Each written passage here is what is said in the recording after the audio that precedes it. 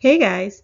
So, coming back with a scripture reading, actually, the scripture reading that I referenced in the last video. And the topic of this scripture reading or PowerPoint is what blocks our understanding. Just going to discuss some things and share a scripture that I feel further illustrates reasons why our understanding can be blocked and dull. And again, also contributing to the multiple interpretations in the land due to us having our understanding blocked. So we're going to talk about some reasons as to why that is. So before we actually jump into the scripture reading, I thought first I would share two of the points that stood out to me when I first read the scripture that really stood out to me. It's one of the reasons why the scripture actually stays with me and why, I think why it made an impact on me. So two of the reasons are that two of the things that I actually pulled out of this scripture was seeking a worldly life can dull our understanding. So that seems to if you're a believer, I feel like that can probably seem obvious, but I think we really underestimate how much seeking a worldly life or seeking the things of the world can truly dull our understanding. And again, not to belabor the point, but the whole point of some of these videos is there are a lot of people who speak on a lot of things when it comes to the Bible, but we have a dull understanding. And again, that the dull understanding is what's contributing to this idea of multiple interpretations, religions, beliefs, personal, viewpoints, and all this other stuff. So, but why is that, right? It's because I believe that a lot of people, they seek a worldly life, but yet they have opinions about like things of the Bible. But if you're seeking a worldly life, that can dull your understanding. So, anyways, that is one of the things that I pulled out of the scripture reading. Now this one actually blew my mind when I read it, and it is not enough to just pray, just say a prayer and believe. And then I put only believing in God and Yah and Jesus is not enough. You will lose understanding if you do not chase righteousness. Now, we'll talk about this when we actually read the scripture, but for me, this was huge because growing up and even being an adult, a lot of times I think we hear, and I know I used to believe this, we hear, just believe, just believe, just believe. That's all you kind of need to do. But this was the first time that I felt like I saw in just raw evidence from scriptures that that's not enough. It's not enough to just say you believe or like you believe in God or you believe in Jesus and then like let's all go on our way. It's not enough to do that. There's actually has to be an intentionality with chasing righteousness if you're going to have understanding of the things of the Bible. So these were personally for me the two main points that really stood out to me with this scripture reading. But you guys should read it, and hopefully I can hear what stood out to you. So the scripture reading comes out of the Shepherd of Hermas. It's not something that is in like the Bible, but it's in the I don't know if it's actually an apocryphal book, but it's biblical. If you read it, just a quick plug for the Shepherd of Hermas. It's fabulous. It's fantastic. It cuts. It really does cut. But I think that it fills in a lot of the gaps, and so just with different things regarding the Ten Commandments or, you know, um, things with like angels. It's just things of, ultimately like who will make it and like the lifestyle that you'll need to live in terms of holiness and sanctification. It's a really, really good biblical book. So if you are able to acquire it, I highly recommend reading The Shepherd of Hermas. That's what our reading is coming out of today. So if you have it, you can follow along or it's here. So The Shepherd of Hermas. So this scripture actually comes out of Commandment 10. And I think it starts around verse 4. Depending on where you read the Shepherd of Hermas, it may be a little different from this, but overall, this should be the theme. Again, this is coming out of Commandment 10. For clarity and background, I think the beginning of this chapter has to do with topics around like grief and doubt. But as it flows, these are the scriptures that are in there. And again, this is dealing with what can dull our understanding as believers what will dull our understanding of the word and of the things of the Lord and the allegories of the Lord, if we don't chase righteousness, right? So, so let's just get into it. So this is Commandment 10, or in Commandment 10. So those who have never searched for the truth, nor investigated the nature of the divinity, but have simply believed, when they devote themselves to and become mixed up with business and wealth and heathen friendships and many other actions of this world, do not perceive the allegories of the divinity. For their minds are darkened by these actions, and they are corrupted and become dried up.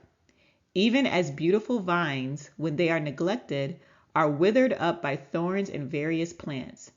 So men who have believed and have afterward fallen away into many of those actions above mentioned go astray in their minds and lose all understanding in regards to righteousness. So I just want to pause and actually discuss this. So when I first read this, again, I just want to call out, I don't know why this just spoke to me. It just really spoke to me about some of the things that can take us away from the Lord, right?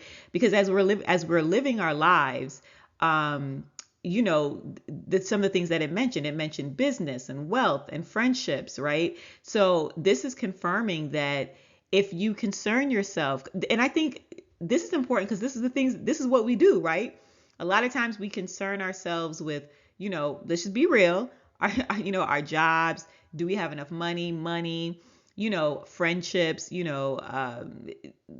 is for believers and unbelievers, but friendships, right? These are all things that according to this can pull us away, it can dull our understanding. So these are all things, you know, jobs, wealth, friendships, you know, and then other actions of the world. This is basically being worldly. And what this is saying is people who believe, they believe, but if they concern themselves with these things and these things are a priority for them, they will not have understanding of the things of the Lord. And so I highlight it, but have simply believed because I mentioned this in the other slide, but for me, just growing up, I know y'all know what I'm talking about. Like, you know, like when people say, you know, just say a prayer, just once you just say a prayer, that's it. You are now a part of the kingdom of Christ. That's all, pretty much all you have to do. I'm not saying that churches or people say that that's all you have to do, but I wanted to call this out boldly because I myself used, prior to me like reading the Bible on my own, I'm telling you, I used to believe this. I used to believe this straight up. I used to believe I was good because I believed in the God of the Bible and I believed in Jesus. And I did. I believed, you know, as long as I said the confession prayer, it's all good. I said I confess Christ, it's all good.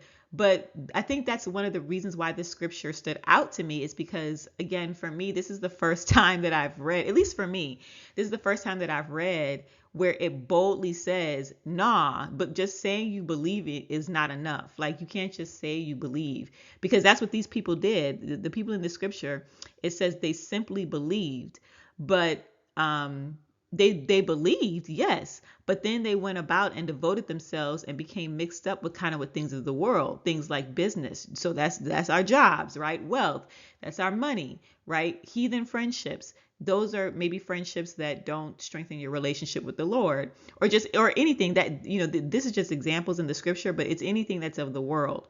So if you do those things, you cannot expect, even though you believe, you can't expect to have understanding when it comes to the things of the Lord.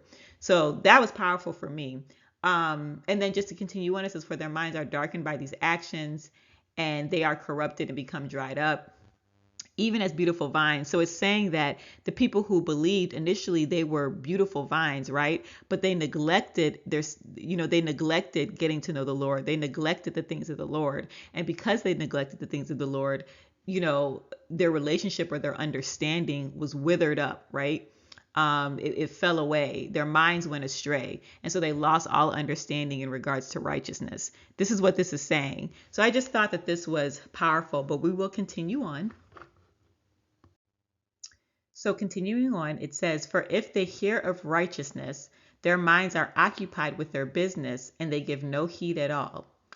Those, on the other hand, who have the fear of Yah or God, and search after the Godhead and truth, and have their hearts turned to the Lord, quickly perceive and understand what is said to them, because they have the fear of the Lord in them, for where the Lord dwells, there is much understanding. Cleave then to the Lord, and you will understand and perceive all things. So again, just to review, this is just further illustrating that, people that have their minds preoccupied on business or things of things of the world, they're not giving any heed at all to the things of the Lord. But we're very blessed. This also gives us the solution. So it says those on the other hand. So I highlighted some of these because these are solutions.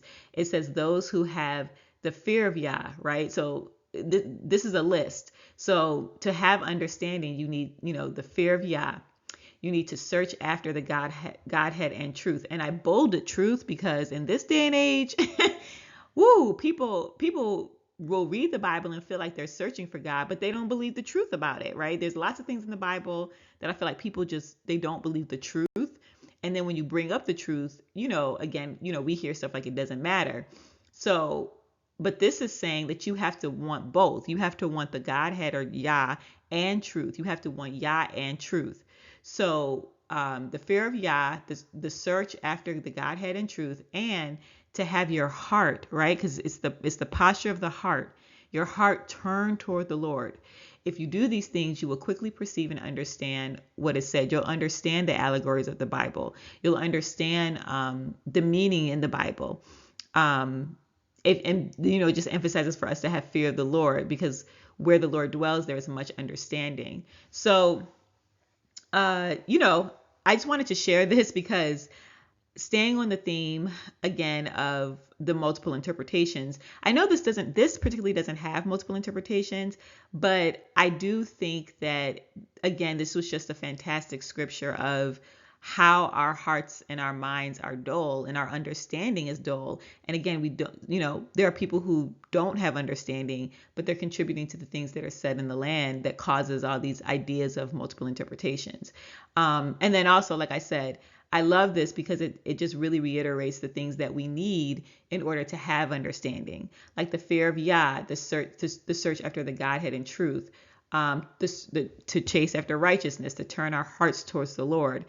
It encourages us that if we do these things, that we will quickly perceive and understand what is said to us as it relates to the Bible and things of the Lord. So, in conclusion, just reiterating the main points, and that is not chasing righteousness can dull our understanding. And also, it is not enough to just simply say we believe. We can't do that will dull our understanding too. Believing that all you have to do is believe, but then you concern yourself with the matters of this world and not with the things of the Lord, that can also actually dull your understanding to where you can read the Bible and not understand what's happening. So that's it. I didn't want this to be too long, but I hope that you guys got something out of this. Again, it's a plug for the Shepherd of Hermas. Hopefully, this will inspire you guys to read it. I'll probably share more stuff out of it, but this, it can pique your interest and you can get it and read the whole thing for yourself. The next video that I will do, I think the next video that I'll do is just to continue on with this theme of solutions as it relates to reading the Bible and having understanding. So that will be the next video. It's just to talk about some solutions, and then the concept of, is the Bible hard to read? But that'll be the next video. But for this, I thank you for watching. If you watched, I thank you for that. And I also just put a little reminder to choose this day whom you will serve. Time's winding up, so we got to make these decisions. And we need to be reading the word so that, we can go about knowing how to choose the things that please Yah and how to choose this day whom we will serve. So that's it. Love you guys. Take care and be blessed.